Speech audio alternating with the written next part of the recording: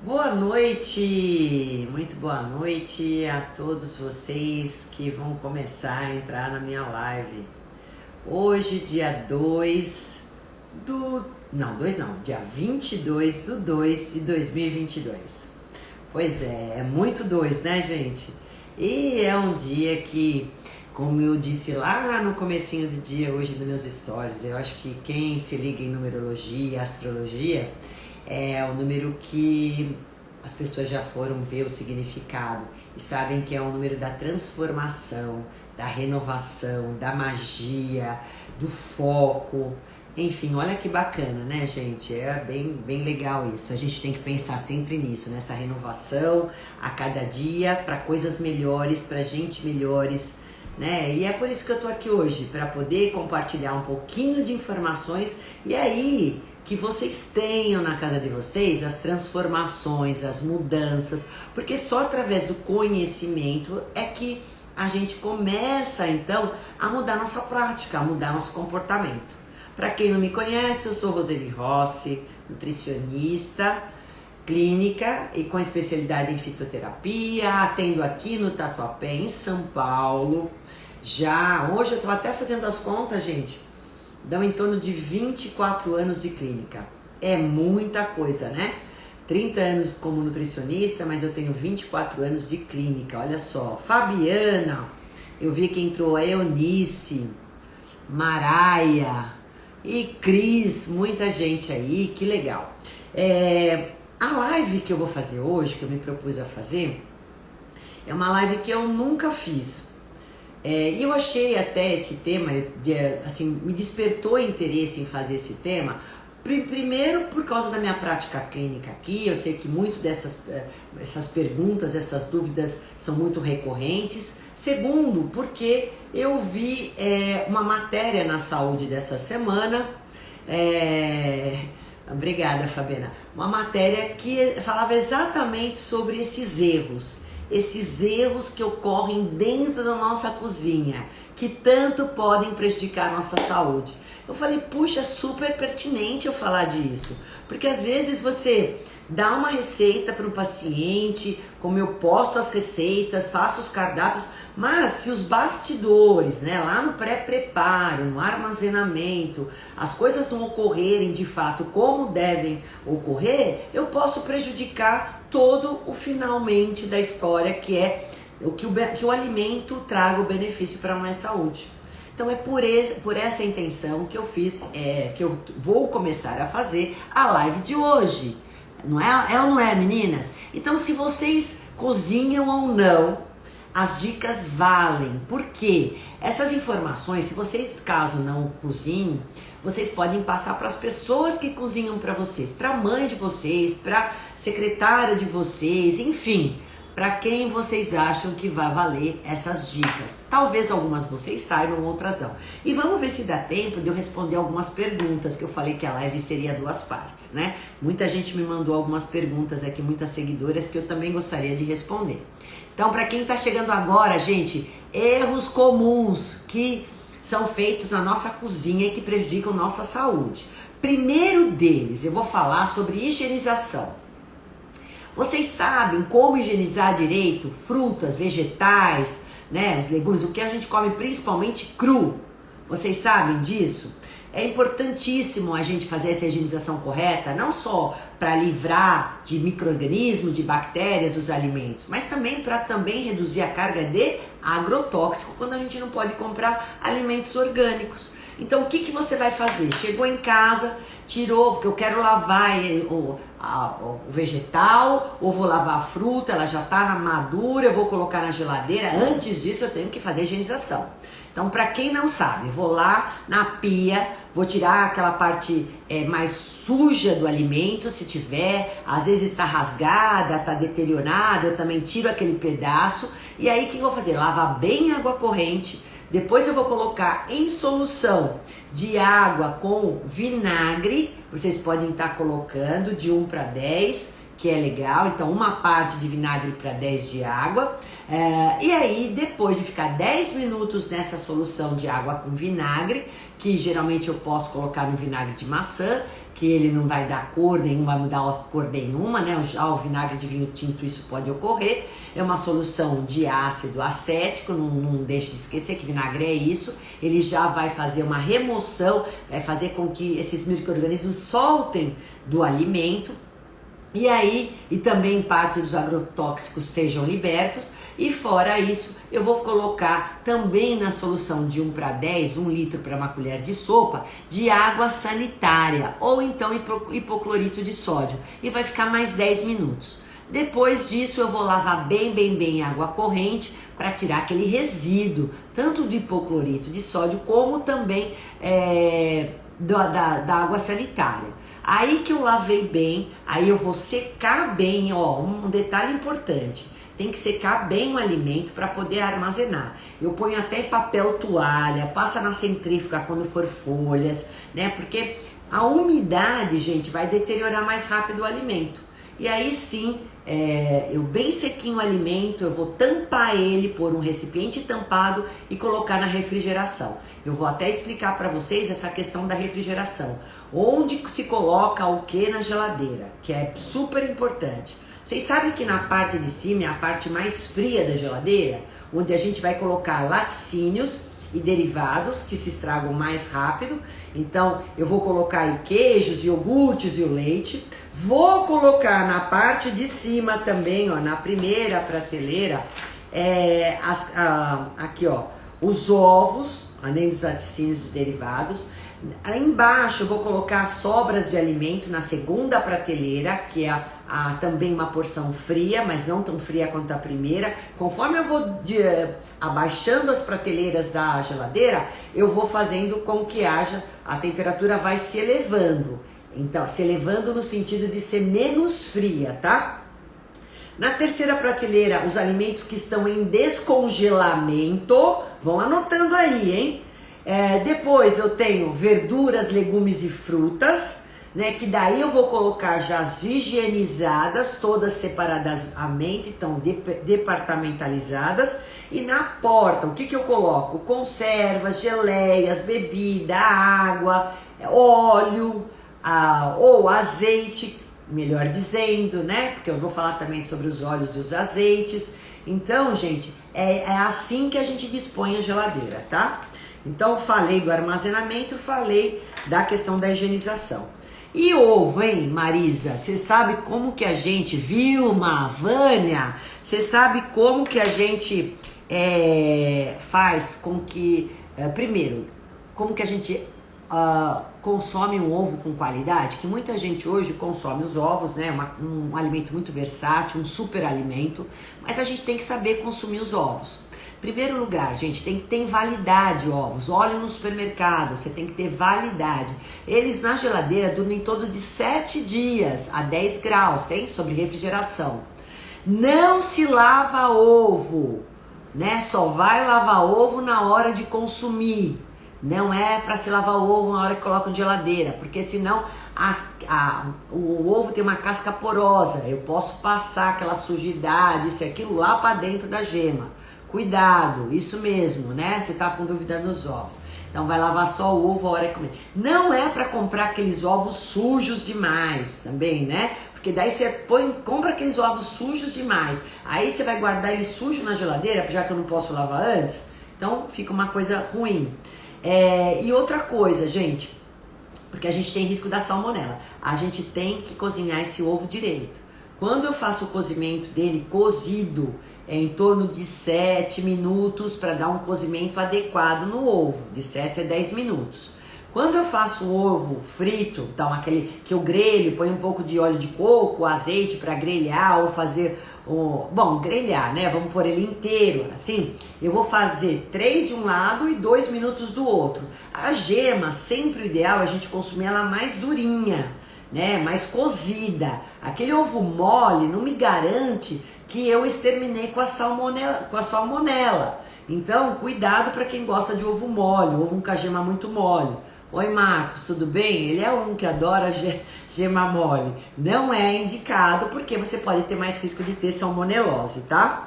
Então, lembrando isso, gente, cozido de 7 a 10 minutos, o cozimento em água, ou 3 e 2 minutos, que se daria em torno de 5 minutos ao todo se eu quiser grelhar. O mexido não tem problema, porque eu vou cozinhar, eu vou bater o ovo, ele vai ficar durinho, então é bem legal fazer o ovo mexido para quem gosta, eu evito esse risco. E a gente vai lavar o ovo só na hora de consumir, tá? Uma coisa super importante agora é a questão de, doutora, eu tenho que fazer o descongelamento, porque muita gente usa a técnica de congelamento. E o descongelamento, como é que eu faço adequadamente? Ó, tem gente que faz o descongelamento forçado. Aí põe debaixo de água, põe o alimento tá duro, congelado, a carne, o frango, já mete ele direto na água quente. Não tá correto assim. Eu posso, quando muito, colocar naquela tecla descongelamento do micro-ondas para poder acelerar mais esse processo. Ou então, o mais correto ainda, é quando eu quero já fazer a preparação, que eu tenho congelada, seja ela pronta ou seja ela crua, eu vou pegar um dia antes, colocar na refrigeração, como eu falei, na terceira prateleira, né, nos alimentos descongelando ali, e aí ele vai já descongelando para quando eu for preparar no dia seguinte, ele já está praticamente descongelado. Não é adequado a gente fazer o descongelamento em temperatura ambiente, porque quando o alimento fica exposto por um tempo prolongado em temperatura ambiente, eu vou ter mais risco de deterioração do alimento, então não é correto isso. Da mesma forma, quando eu quero congelar o alimento, eu não vou deixar ele esfriar, né, em temperatura ambiente, para depois colocar no freezer, porque senão a temperatura do freezer, tem muita gente que acha que vai estragar, ela vai abaixar e tudo mais. O que você faz quando você vai congelar? O processo inverso. Você vai fazer o resfriamento rápido numa bacia de gelo e depois então vai colocar no seu freezer, tudo devidamente etiquetado e porcionado, tá? Então, o descongelamento é algo que tem que ser feito assim, do congelador para refrigeração, o mínimo tempo na temperatura ambiente para depois já pré-preparar e preparar o alimento, ou então usar a tecla do descongelar para essa fase ser um pouco mais rápida. Não deixe o alimento descongelar de um dia para o outro em cima da pia, hein, gente? Que eu vejo muita gente fazer isso errado. Segundo, vou congelar. O que eu faço? Acabei de fazer, o alimento, a preparação tá quente, eu vou porcionar, que eu faço o resfriamento mais rápido, ponho uma bacia de gelo, aí já tá porcionado, aí eu faço então toda a etiquetagem, fecho a embalagem e já coloco no meu freezer devidamente e sempre departamentalizando, porque eu já sei onde tá o feijão, onde tá o molho, onde tá a carne, onde tá o frango. Para não ficar outra coisa errada, abrindo toda hora, porta de freezer e porta de geladeira. O que acontece com isso? Temperatura vai começar a aumentar. Então isso também é ruim demais. Cuidado quem tem criança, cuidado toda hora ficar beliscando, abrindo porta de geladeira, isso tá errado. Principalmente de freezer, né? Porque o freezer tem que manter aquela temperatura baixa para poder preservar ao máximo a qualidade dos produtos ali armazenados. Assim como é lógico com a geladeira, né? Isso é importante. Bom, lavar a carne e o peixe na pia é correto? Não é correto, gente. Não se lava a carne, não se lava frango, não se lava, porque o ideal, tá, gente? Ou então eu vou falar para vocês como vocês vão fazer se vocês quiserem mesmo lavar, porque tem gente que não sabe comer se não lava. Por que não posso lavar na pia? Se você tiver uma pia onde você tem vários utensílios ali em volta, faca, prato, copo, isso e aquilo, e aí você esguicha a sua torneira e a torneira começa a espirrar água que está pingando no alimento, né, na carne, no peixe, e jogando para essa louça, o que acontece?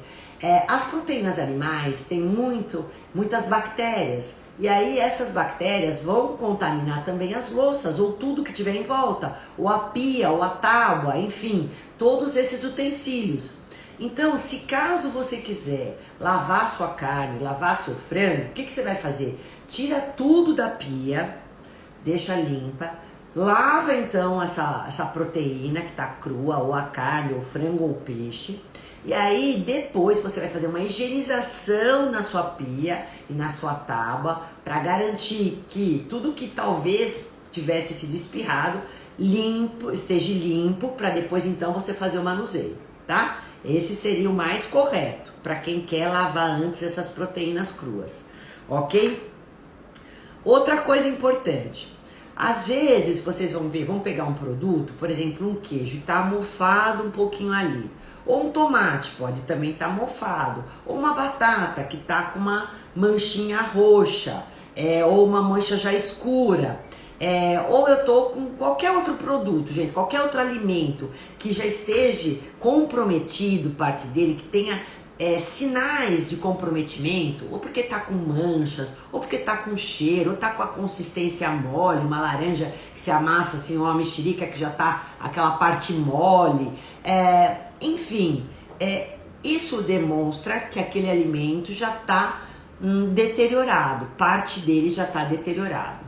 Mas eu não posso remover essa parte e começar a usar o restante, e continuar usando o restante, porque eu posso também já ter comprometido internamente todo o alimento. Então o ideal seria que a gente desprezasse o alimento quando parte dele já está me mostrando algum processo de deterioração, tá? De apodrecimento, de comprometimento, porque as bactérias, gente, os micro-organismos se proliferam de uma maneira muito rápida. Então quando aparece isso, é sinal que já a parte interna do alimento já está comprometido. Então cuidado, tenham percepção com relação ao olfato, cheire o alimento, veja se a consistência está adequada, que ele não tenha nenhuma rachadura, nenhuma mancha, nenhuma marquinha de algum processo já de começar a ter o fungo ou mofo. Por isso que é importante o armazenamento dos alimentos na temperatura adequada, a higienização. É importante você estar sempre em lugar arejado para evitar que esse alimento se deteriore, se estrague e aí você tenha esse desperdício. Porque o correto é desprezar o alimento se tiver algum desses comprometimentos, tá? Gorete, boa noite! Vamos ver quem falou mais boa noite aqui pra mim. Perguntas aqui pra mim. Peraí, deixa eu ver. Aqui, oi. Muito bem. Vou falar de uma coisa importante também agora. Respeitar o tempo ou prazo de validade dos alimentos. Todo alimento tem prazo de validade. O problema é que às vezes a gente tira da embalagem, que é original do alimento, e aí vai colocar ele numa outra embalagem. Isso é muito comum acontecer, principalmente quando a gente vai mudar, por exemplo, o alimento está em lata, eu não usei todo, eu vou colocar ele na geladeira, e aí cadê? Se perdeu a data de validade. Vocês têm que passar para o recipiente que vocês vão colocar ele, trocar para fazer a armazenagem, colocar a data de validade, gente, porque isso é muito comum acontecer. Principalmente em alimentos enlatados. Cuidado com isso. Se você tirar da embalagem original dele, tem que considerar a data de validade, tá? Ovos, como eu falei para vocês, tem 7 dias em média de validade a temperatura de 10 graus, sempre em geladeira, hein? O leite de 2 a 5 dias, a 5 graus. Olha essa temperatura também de geladeira. A parte de panificadora e tudo mais de pães, né? Pães também o ideal é guardar em geladeira para não mofar. Cuidado, tem muita gente que come tira aquele pedaço da fatia do pão mofado e come o resto. Não pode, esse pão, essa fatia toda já está condenada, tá? 5 dias. Os hortifrutis também tem que ser considerado em panificadora, pães, tudo em refrigeração. Hortifruti de 3 a 5 dias, tá? A 5 graus. Frios para quem compra, porque eu não indico nem um pouco, 4 graus, 3 dias. E as carnes, de uma maneira geral, no máximo de 2 a 3 dias, viu? Sobremesas também, 2 a 3 dias a 4 graus. Então, isso é importante. Eu quero que vocês anotem tudo isso que eu tô falando. Caso vocês não anotarem essa live, vamos ver se eu consigo deixar ela gravada, viu? nunca reaproveitar um alimento que foi descongelado. Então assim, eu descongelei uma carne, só que eu não usei toda essa carne, não preparei toda essa carne, então eu vou congelar novamente essa carne crua. Posso fazer isso, doutora? Não. O que vocês têm que fazer? Se vocês prepararem essa carne, ou vai fazer uma carne de panela, ou vai fazer passar por um processo de cocção, ou picadinho, sei lá, alguma coisa, aí sim vocês podem congelar novamente. Mas crua, não mais, tá? Não é indicado isso, porque quando você congela o alimento, você vai congelar com a carga microbiana que ele estava na hora que ele estava in natura. O congelamento, ele vai fazer com que haja o congelamento, inclusive, da proliferação de bactérias. Elas não conseguem se proliferar numa temperatura tão baixa como a do congelamento, que é abaixo de 2 graus, 4, 6, 12 graus. Ok. A hora que você tira essa carne e descongela, por isso que eu falei que não pode ficar em temperatura ambiente, ela pode estar em contato com outras coisas, utensílios, outros alimentos, e pode ocorrer uma contaminação cruzada aí. Aí você tem uma proliferação de bactérias. Se você pega essa carne outra vez crua e congela outra vez, o que vai ocorrer? Ela já vai estar com uma carga de contaminação diferente do que a primeira. Então ela já está contaminada. Como é que eu reduzo essa carga de contaminação? No cozimento. Então, se eu assar, se eu fazer ela cozida, se eu grelhar, eu vou reduzir a carga de micro-organismo. Aí eu posso congelar outra vez, tá bom? Olha lá, gente. Espero que vocês estejam entendendo o que eu disse. Armazenar na geladeira eu já falei. Abrir a porta também já falei que tá errado. Deixar alimentos expostos à luz por muito tempo. Bom, gente, ou ao sol, que é pior, porque às vezes o sol, ele invade a nossa pia. A minha pia fica invadida pelo sol a parte toda da manhã. Então, preciso tomar cuidado, porque se eu deixar algum alimento lá em cima da pia, vem o sol ali e vai bater e vai aquecer aquele alimento. Quer dizer, isso é ruim. Por quê? Porque a maior exposição dos alimentos na luz, ou luz solar, ou luz do dia, pode ocorrer maior risco de oxidação e, consequentemente, destruição de nutrientes. A vitamina C, gente, ela é uma vitamina que ela é instável na luz. Então, a gente não pode deixar ela sobre a luz. Então, por que vocês acham que hoje todos os alimentos, por exemplo, azeite, tá no vidro escuro, para evitar essa exposição à luz? Porque a gente tem uma rancificação maior da gordura, uma oxidação maior, estraga mais rápido. Então, o quanto vocês puderem evitar, né, a exposição do alimento na luz, melhor. E ainda mais quando esse alimento está picado, porque daí o que acontece? Eu tenho uma exposição maior, né, desse alimento na luz, mais do que quando ele está íntegro. Então eu vou ter uma região maior desse alimento exposto à luz. Aí eu vou ter redução mesmo e deterioração mais fácil. Então, o que acontece? Quando você parte uma maçã, você vê que na exposição da luz ela oxida, a gente vê, escureceu. Então ocorreu uma oxidação. Mas tem alimento, o abacate também é outro. A pera também tem oxidação, ela escurece, que é o contato da luz, do oxigênio com o alimento. Então não pode ter isso, porque daí eu tenho uma redução de nutrientes. Uma outra coisa muito errada que eu vejo muito acontecer é colocar lixinho na pia, gente.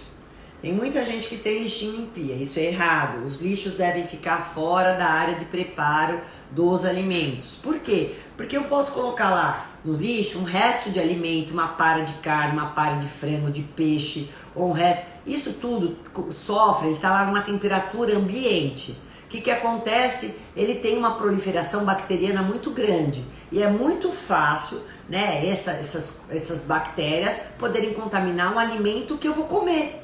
Então não é para ter lixo lá na pia. O lixo tem que ficar fora desse ambiente, tá? Esse é o mais correto. Tem muita gente que deixa lixinho em cima de pia. Então a partir de hoje não. Se você pensar num lixo que não seja orgânico, então um lixo que a gente tem papel, embalagem, mesmo assim às vezes eu posso ter o sangue do alimento, sabe? O resto do queijo que ficou ali naquela embalagem. Então mesmo assim isso pode ocorrer uma contaminação com o alimento que eu vou comer depois futuramente. Pode ter um respingo, então cuidado com isso. Não cozinhar a carne direito. Bom, tem gente que gosta de carne mal passada. Tem muita gente. E o problema de carne mal passada, gente, é também a gente não eliminar essa carga de bactérias que pode ter nas proteínas animais. Principalmente Escherichia coli. Eu tô assim de mulher que faz exame de urina e aparece lá Escherichia coli. Muitas mulheres. Não tem sintomatologia, mas já tem lá. É uma bactéria muito comum de acontecer e a contaminação uma das causas alimentar. Então veja, é alimento mal cozido, né? Outra bactéria comum é a listéria, que a gente chama. A listéria também é por conta disso. Então o ideal é sempre a gente passar a carne, né, mais bem passada, ou pelo menos ao ponto, gente, para garantir que não há mais a contaminação. As bactérias vão ser mortas quando submetidas a essa cocção, tá? E também, por outro lado, o ideal não é tostar demais a carne, fazer aquela carne esturricada, muito bem passada. Por quê, gente? Quando eu faço dessa maneira, as carnes quando eu digo é frango, peixe, tudo muito torrado, eu vou aumentar a toxicidade desse alimento. Eu vou aumentar toxinas que a gente chama, gente, que são cancerígenas, que são as aminas heterocíclicas, né? Então, essas aminas, elas são tóxicas para o nosso organismo. Por isso que também a gente condena aquele churrasco esturricado, que ainda tem aquela fumaça do carvão. Mas mesmo assim, se você fizesse ou grelhar e ter esse ponto muito bem passado, você não vai comer uma carne que tem as proteínas ali todas mantidas. Você vai comer uma sola de sapato, que além de ficar dura, perder o suco da carne, né, ela fica seca, eu vou ter a produção dessas toxinas que são cancerígenas.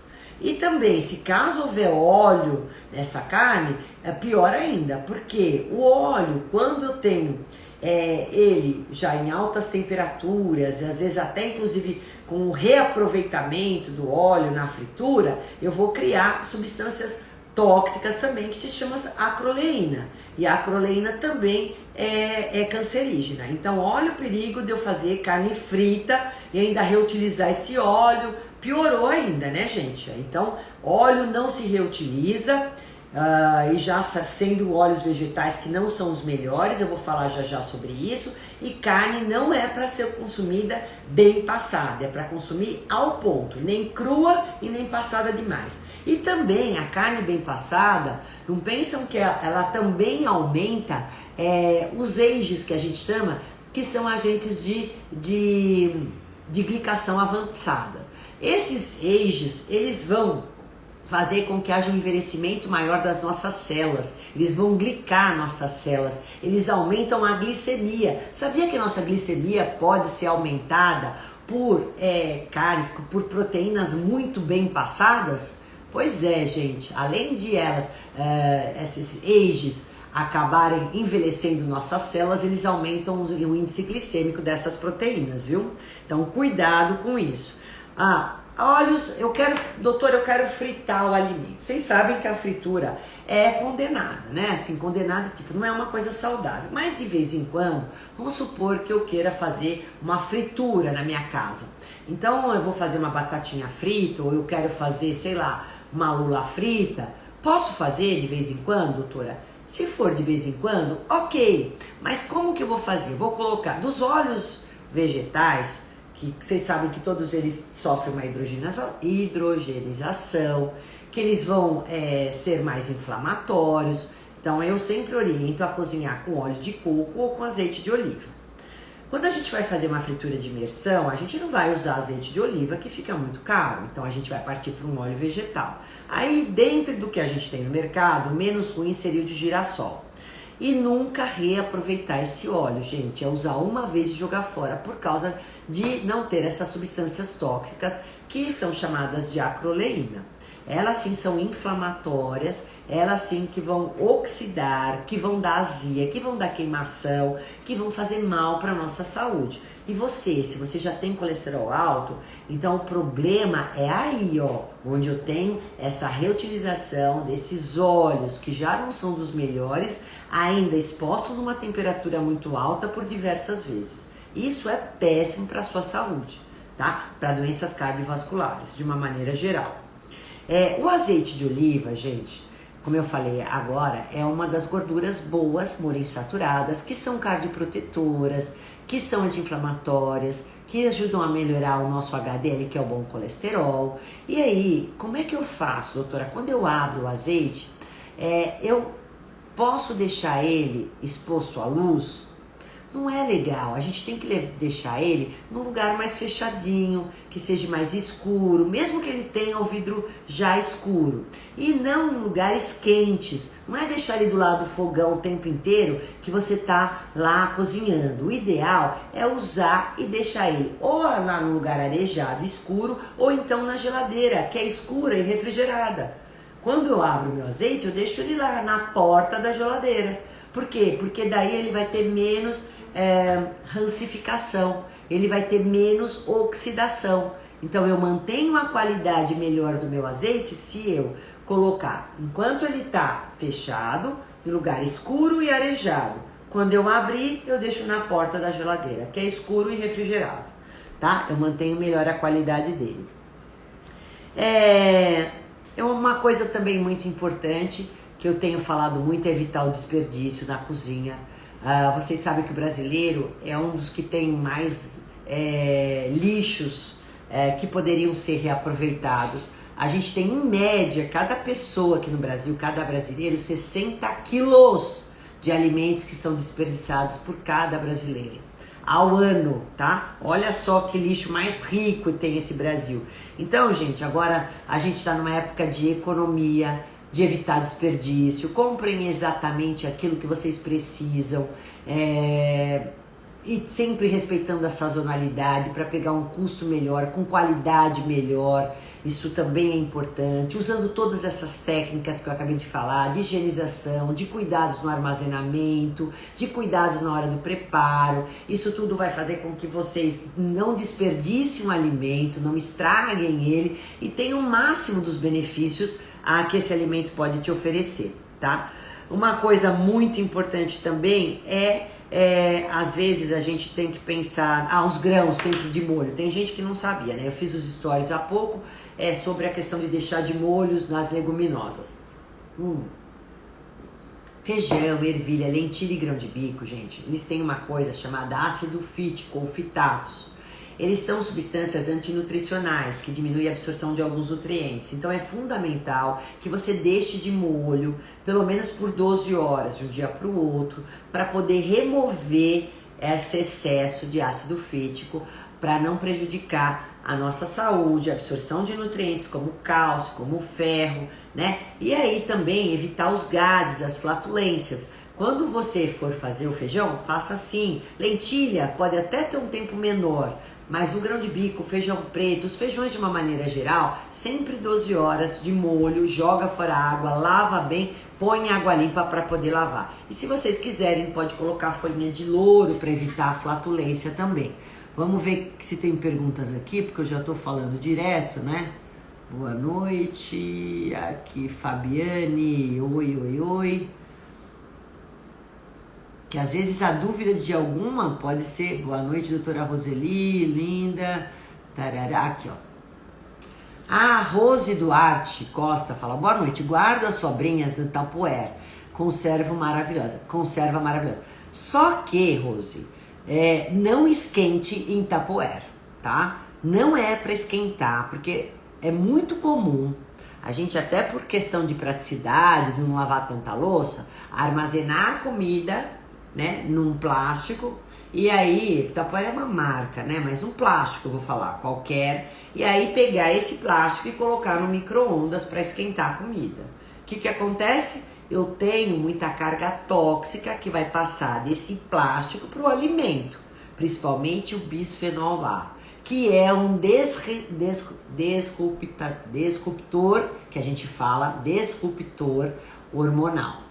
Então, ele dá desequilíbrios hormonais. A gente não pode, porque ele tem os mesmos receptores que tem os hormônios da gente. Então, ele pode ocasionar esses desequilíbrios hormonais se a gente consumir a alimentação desse formato. E tem muita mãe, muita mulher que aquece ainda alimentos em plásticos. O ideal é a gente fazer sempre a guarda desses alimentos e o aquecimento em vidros ou em cerâmicas, né? Se você for guardar só na geladeira, num plástico, e depois, por exemplo, requentar a comida ou esquentar a comida em banho-maria, ok, então eu tiro do plástico, ponho na panela de banho-maria, ok, eu vou esquentar dessa forma, ponho na panela, aí é outro departamento. Ou vou pôr no forno, mudo o utensílio, tudo bem, mas não esquente em plástico, hein? Por conta disso que eu acabei de falar para vocês.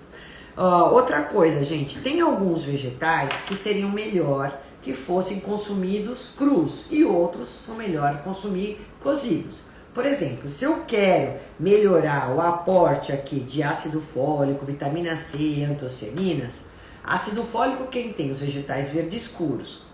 Então eu vou fazer ele cru, agrião, a rúcula, a escarola, são alimentos que seriam melhor eu consumir eles crus. As antocianinas estão mais nas frutas vermelhas, nos morangos. A vitamina C mais nas frutas cítricas. Por quê? Porque todos esses nutrientes, eles se reduzem quando a gente aumenta a temperatura, tá? Se eu exponho eles à cocção. Em compensação, tem alguns nutrientes que melhoram a biodisponibilidade, como a gente chama, se forem cozidos previamente. Então, por exemplo, a cenoura, a abóbora, elas têm carotenoides.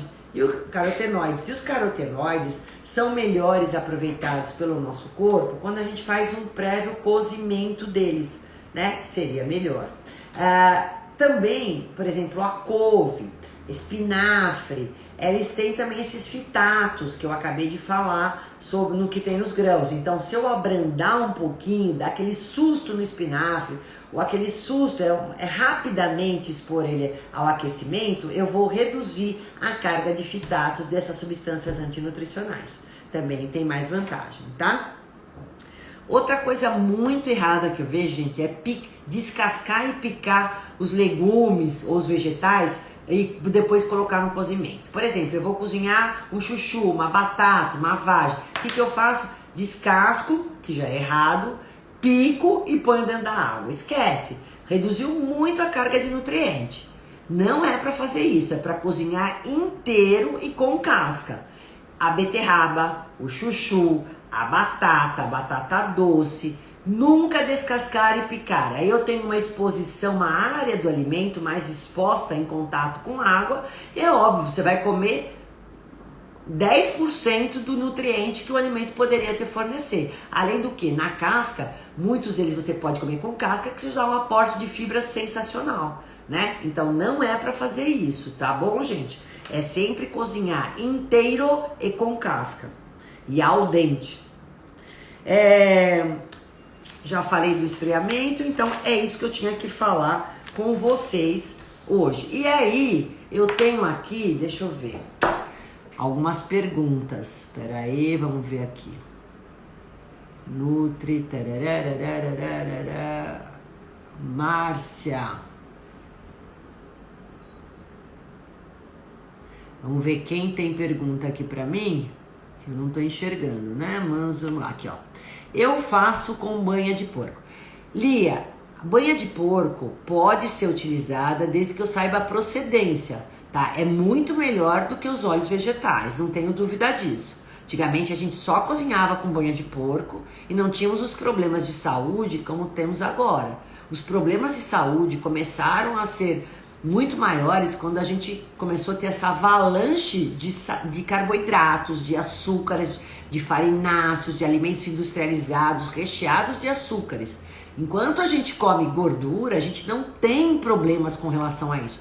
a menos que seja essa gordura hidrogenada, gordura trans, que está aí presente justamente nas frituras, nos alimentos industrializados, que confere essa crocância, são os alimentos, por exemplo, os sorvetes, que tem as margarinas. Mas você cozinhar com banha de porco, com esse tipo de gordura, não tem problema, desde que você saiba a procedência, tá bom? Tararará, aqui, boa noite, onde tá? Aqui. Doutor, é certo lavar o arroz? Não precisa lavar o arroz, não, gente. O arroz não precisa ser lavado, eu mesmo não lavo o arroz. Ele já passou por todo aquele processo, né, na indústria, que não há necessidade. Agora, tem muita gente, né, que quer lavar o arroz. Ok, lava o arroz, não há problema, você não vai perder nada em lavar o arroz, mas não há necessidade de lavar, porque você vai pôr a água vai ser submetida à fervura. Por quanto tempo você vai ferver a água? Você pode fazer a limpeza. Às vezes você compra um arroz que ele tá com sujidade, então você tem que tirar essa sujidade, pedrinhas, resto de inseto, porque sabe que isso é permitido, infelizmente, aí na indústria. Então é importante às vezes a gente olhar isso, né? A mesma coisa no feijão. Quantas vezes você vai abrir aí, vou limpar o feijão, vou limpar o arroz, mas é só isso, não precisa lavar.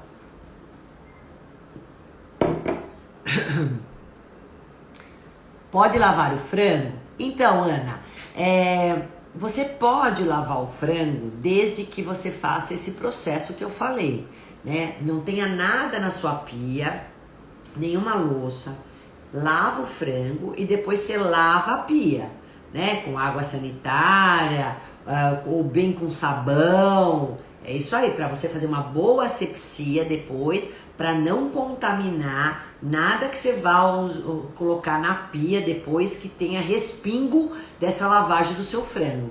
Porque o frango, como a carne, como o peixe, como eu falei, quando eles estão crus, eles têm muita contaminação de micro-organismos, de bactérias que pode contaminar outros alimentos e que respingue na hora da lavagem. Rosana, Elza, doutora, boa noite. Aqui, ó. Pode explicar da folha do louro no feijão? Inês, o louro, vocês conhecem, né? As folhinhas de louro. Eu utilizo muito louro, além de ele dar um sabor muito gostoso, ele vai diminuir, é um alimento que diminui gases, diminui flatulência. Então, quando você já fez o processo de deixar de molho os grãos, já lavou bem, jogou fora a água, lavou bem, aí você vai pôr água limpa para cozinhar. Na hora que você faz isso, você põe algumas folhas de louro. Por exemplo, para um pacote, de 2 kg de feijão, o que eu vou fazer? Vou colocar umas 3, 4 folhinhas de louro. E aí eu deixo ele ali cozinhando com isso. Ele diminui a flatulência, tá? É isso aí. Se você quiser diminuir mais ainda, o que a gente faz? A gente pode bater esse feijão. Já quando eu faço a batedura no liquidificador, eu já vou fazer uma hidrólise dessas fibras, uma ruptura dessas fibras e diminuir a ação dela. E elas que são fermentativas. Então, isso também diminui a fermentação, tá? Quando a gente come, porque muita gente reclama de fermentação quando come feijão. Agora, grande parte dessas pessoas, porque tem desbiose intestinal, desequilíbrio de microbiota, por isso que não podem comer feijão. Ou então fazem a técnica errada, né? Não faz de molho, às vezes quando come fora, que com certeza os restaurantes não vão fazer toda essa técnica, né? A couve pode ser consumida crua? Elza, a gente faz muito suco verde. Se você consumir isso de vez em quando, ok. Mas se você tiver principalmente hipotireoidismo, não é legal fazer o uso constante de couve, de espinafre crua, porque eles têm fatores antinutricionais. Um deles é ter a redução da absorção do iodo, que é importante para a sua tireoide, tá? Além de reduzir também a absorção do cálcio. Então, por isso, não se aconselha consumir com frequência a couve crua. De vez em quando, não vai ser isso que vai te dar tanto problema, tá? Mas todos os dias, como muita gente acaba fazendo, isso é errado. Ivanilde, boa noite. Aqui. Oi, Simone, tudo bem? Vamos lá, chuchu, não sabia que podia comer com casca. Sim, Patrícia, deve comer chuchu com casca. A casca é rica em fibras, não é para... Olha, a maioria dos vegetais devem ser consumidos com casca. Tubérculos também, com exceção da mandioca, obviamente. Mas, e o inhame também não, né? Mas a batata doce, a batata inglesa, a mandioquinha, né? A batata normal pode estar consumindo ela com a casca. O chuchu, a abobrinha, berinjela. Quando vai fazer salada de berinjela, não é para me tirar a casca, pelo amor de Deus. A cenoura, pode consumir. A beterraba, pode sim consumir com casca, não tem problema. Desde que vocês higienizam, não partam, não piquem e não descasquem. E faça o cozimento al dente, sempre al dente, porque quanto mais vocês cozinham os vegetais, mais perda nutricional vocês têm e vão abrandar muito as fibras, que não é legal. A Sirlene Alves fala, frutas cítricas para quem tem dor de cabeça, piora? Depende, se você tem sensibilidade às frutas cítricas, a dor de cabeça pode vir de outras coisas, que você tem intolerância, que não necessariamente as frutas cítricas, tá? A Boaventura, a Gleice fala, doutora Roseli, pode cozinhar com a casca e depois picar os legumes? Sim, pode sim, aí sim, depois do cozimento você pode fazer o corte que você quiser, mas nunca antes. Outra coisa, gente, não é legal fazer duas técnicas de cocção nos alimentos, a gente também tem muita perda e aumenta o índice glicêmico. Quando vocês fazem assim, eu vou cozinhar a batata e depois vou assar. Ai, a batata fica crocante, aquela casquinha. Às vezes também a mandioca, tem muita gente que faz isso. Cozinha e depois assa. O que acontece? Índice glicêmico aumenta. Quanto mais eu exponho o alimento numa temperatura alta, né? Por mais tempo, numa temperatura mais alta, eu vou acabando reduzindo a fibra. Esse alimento vai tendo hidrólise, quebra molecular. E aí a digestão vai ser muito rápida.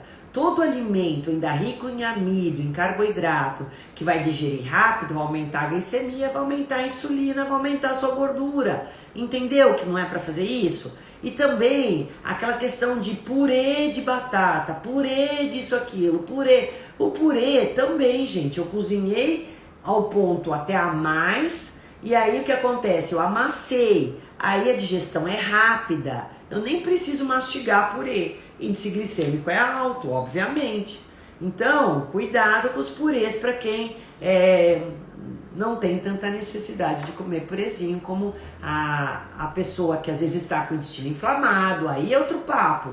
Eu quero estar reduzindo o trabalho gástrico-intestinal, aí eu vou dar purê, que não tem fibra, sem resíduo, que é uma dieta especial. Agora, para quem está querendo gastar energia na digestão, ter mais saciedade, ter melhora no trânsito intestinal, reduzir índice glicêmico, quanto menos cozinhar, quanto menos picar, quanto menos amassar o alimento, melhor, tá? Isso é importante dizer para vocês. Eu ia falar mais uma coisa, mas acabei esquecendo. Vamos ver quem tem mais aqui. Boa noite. Frango é para lavar? Acabei de falar agora, Ana.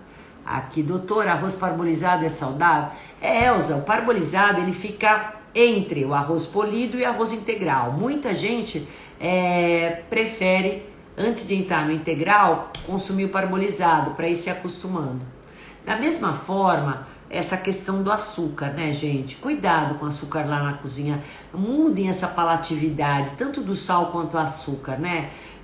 São dois ingredientes, né, se é que dá pra gente falar isso, né, que são usados aí para poder conferir mais sabor ao alimento, que a gente tem que tomar muito cuidado, porque o excesso deles, o açúcar, gente, ele é uma caloria vazia, que não tem nutriente nenhum, é inflamatório, aumenta a gordura corporal, aumenta essas bactérias do mal do intestino, aumenta a fermentação, é viciante. Então, quanto menos, melhor. Inclusive adoçantes.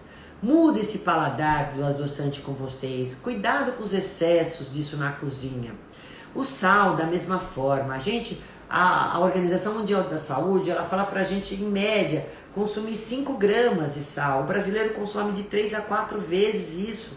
né? Facinho. E fora todos os alimentos industrializados que estão repletos de sódio como conservantes.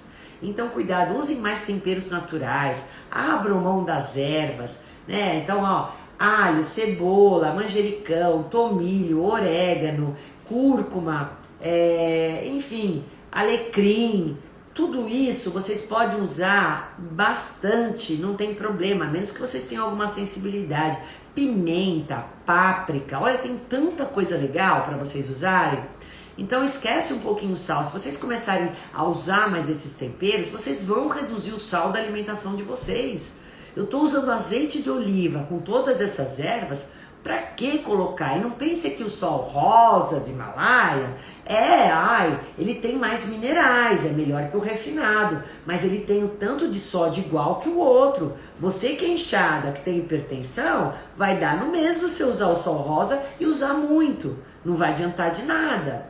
A mesma coisa quando eu falo, eu vou usar adoçante para não comer carboidrato, não usar açúcar. Ok, mas daí eu tenho um sabor doce na minha boca, meu organismo está esperando por açúcar e não chega, eu vou aumentar minha fome, vou aumentar minha necessidade, minha compulsão, minha vontade de comer doce. Então, gente, cuidado com isso. Cuidado com cuidado com os temperos prontos na sua cozinha, né? Tempero da vovó, tempero da titia, nada disso. Eu sei que pode ser prático, mas não é saudável. Faça o seu tempero caseiro, faça o seu caldo de legumes, que faça com legumes naturais. Peguem aí, faça os temperos, quer amassar o alho com um pouquinho de sal, de orégano, de azeite, põe um pouquinho disso que dá para semana na sua geladeira, ok. No máximo também para uma semana, não dura mais do que isso, tá? Cuidado também com essa história. Bom, muito bem, deixa eu ver quem tem mais aqui. Então, o parbolizado é melhor que o refinado, o arroz, tá? Do que o polido.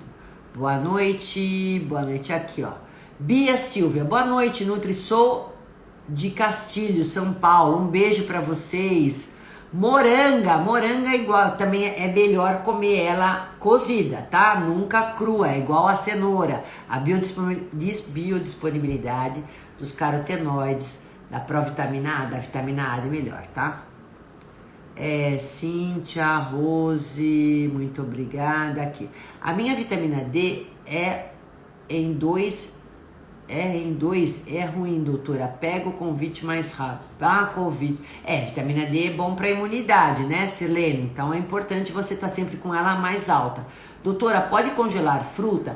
Sim, qualquer fruta pode ser congelada. O que acontece, gente, é o seguinte. As frutas congeladas, elas vão servir para vocês fazerem shakes, vitaminas, mousses, usar nas receitas, nos bolos. Agora, para comer in natura, quando eu congelo uma banana, a hora que eu descongelo, ela perde a consistência.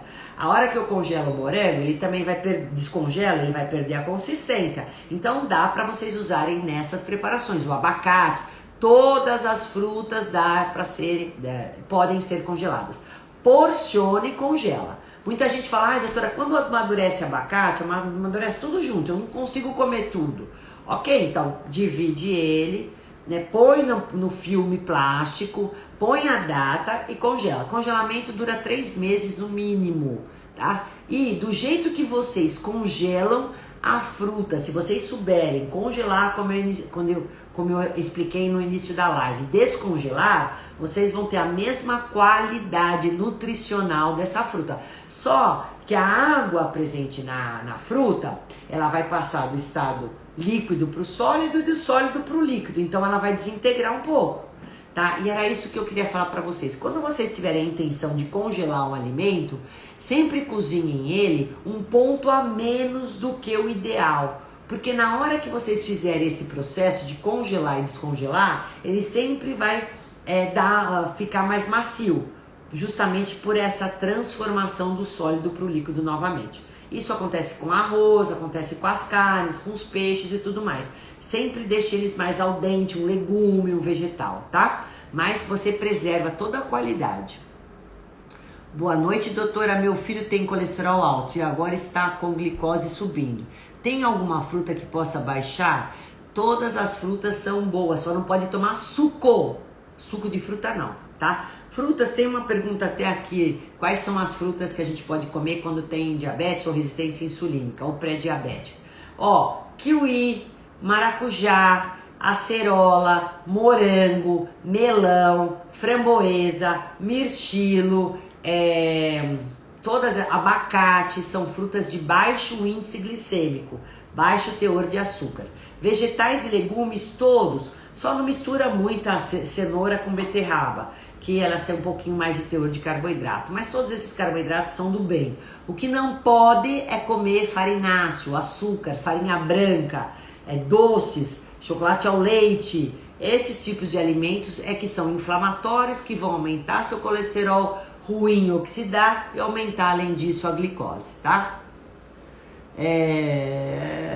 Que mais? Doutora, a rúcula faz mal para tireoide? Não, rúcula pode comer para tireoide, não tem problema nenhum. Vegetal verde escuro, rico em ácido fólico. Posso tomar 4.000 de vitamina D? Aí depende, Márcia, eu preciso ver seus exames, ver seus históricos. Não dá para mim fazer uma avaliação numa live, né? Seria imprudência demais. Aí também a Jéssica me perguntou qual o melhor óleo para ser comprado. Eu falei de girassol, ela falou. Eu falei que é um dos menos ruins. Pode ser. Os ovos devem ser lavados só na hora do preparo. Também falou como temperar peixes para pegar gosto antes. Pode temperar, gente, os peixes para pegar o gostinho antes, deixar no vinhadalho, que a gente chama, de limão, com alho, pimenta, um pouquinho de sal. Eu gosto muito de orégano, ou gosto do tomilho, fica uma delícia, pode colocar isso. E às vezes pode até colocar um pouquinho de shoyu de coco, também fica legal, daí você reduz o seu sal. Aí fica excelente esse peixinho, viu? Suplementos para menopausa, tem uma live só para menopausa, e eu tô iniciando aí, fazendo, já tô no meio de um trabalho maravilhoso que vocês vão amar sobre menopausa. Vem aí, Glaucia, coisas novas para menopausa, mas eu já tenho uma live, viu?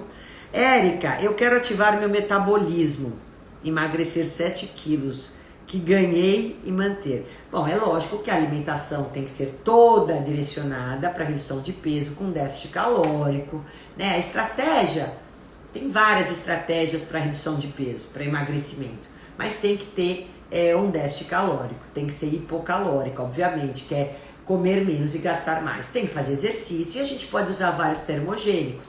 Então posso usar desde o chá verde, como o gengibre, como a canela, como a cafeína, guaraná em pó, enfim, vários deles que a gente pode estar usando aí para acelerar esse metabolismo, tá? Eu tenho uma live sobre isso, né? Várias de emagrecimento, de termogênicos e tudo mais. E você vai ter várias orientações, são muitas coisas. Para suplementação, Neia Matos, o que a gente pode usar para dar saciedade?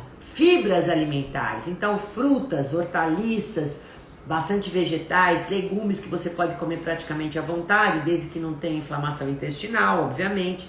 As gorduras são ótimas fontes para darem saciedade, as gorduras boas, castanhas, nozes, amêndoas, as sementes de gergelim, chia, linhaça, né, azeite de oliva e as proteínas de baixo, de alto valor biológico e aí baixo teor de gordura.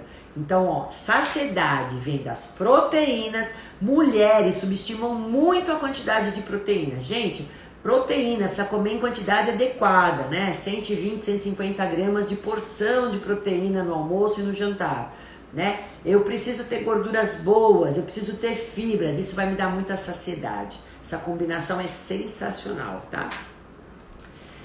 Alimentos inflamatórios, quem são mais? Os doces, farináceos, gordura trans, gorduras hidrogenadas. Eu tô respondendo a Valdemara Jardim. Gente, eu vou ter que acabar essa live, porque senão eu não consigo gravar. Espero que vocês tenham gostado. E aí, então, eu desejo uma boa noite para vocês. Obrigada. Pode comer coco? Sim, Ivani, esqueci do coco. O coco é uma gordura fantástica, né? Só que vocês não vão aí aquecer demais o coco, né? O óleo de coco, a gente também tem que ter cuidado, porque senão ele vai glicar, como acontece na carne. Aí eu aumento o índice glicêmico. Pode comer ele ao natural, é melhor. Quantos ovos por dia?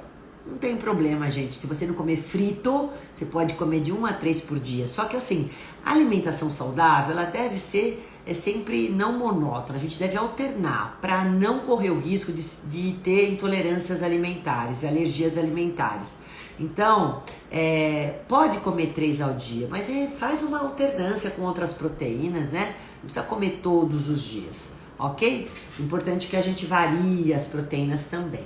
Crianças, meninas, meninos que me acompanharam nessa 1 hora, ó, um beijo grande, uma boa noite, que Deus abençoe, muito obrigado, até a próxima, espero que vocês tenham gostado.